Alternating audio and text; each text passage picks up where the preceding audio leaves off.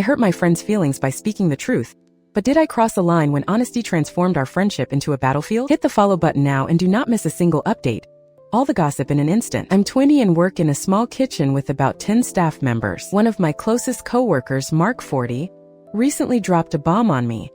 He and his wife, who had just married after 10 years, were getting divorced. He had always been my go-to for gaming chats, especially about Final Fantasy XIV, which he seemingly loved more than life itself. Initially, I was supportive when he vented about his wife's neediness. I encouraged him to spend quality time with her instead of burying himself in video games. But over time, hearing him complain became exhausting. After months of negativity, he dropped the divorce news, and without thinking I muttered, "I'm not surprised. You seem to love your game more than her." The moment those words left my mouth, I could see the color drain from his face. I hadn't meant to be so blunt, but it was the truth. Suddenly everything spiraled.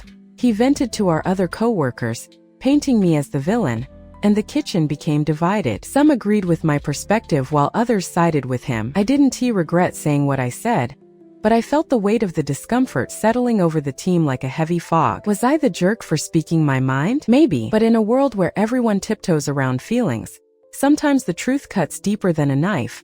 And I learned the hard way that honesty can turn friendship into conflict. Now I'm left questioning if I should be kept silent or stood up for a friend who appeared lost in his virtual world. I'm drowning trying to keep our family afloat while he refuses to work.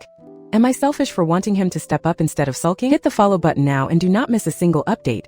All the gossip in an instant. 20 years ago, my husband and I launched our small businesses. They weren't lavish, but they covered our needs until recently. His luxury service fell prey to the economic downturn, and now, despite his hard work, it costs more to keep the business alive than it earns. After months of denial, he finally agreed to close up shop. I knew how much this dream meant to him, and I tried to be understanding as he vented his frustrations. I even suggested therapy, but he brushed it off. My own business has always been my lifeline, and I hoped it could sustain us while he figured out his next steps. But with our bills piling up, it's clear we can't afford him to be idle. Our conversations turned into tense standoffs. I gently nudge him toward getting a job, any job, one to tide us over without the luxury of time off. Each time he pushed back, saying it felt like giving up on his dream. I empathized, but we needed money. The pressure mounted, and soon he wouldn't even help around the house. Then the other day, my sister-in-law came over. "Speak to me like I'm a child," she did,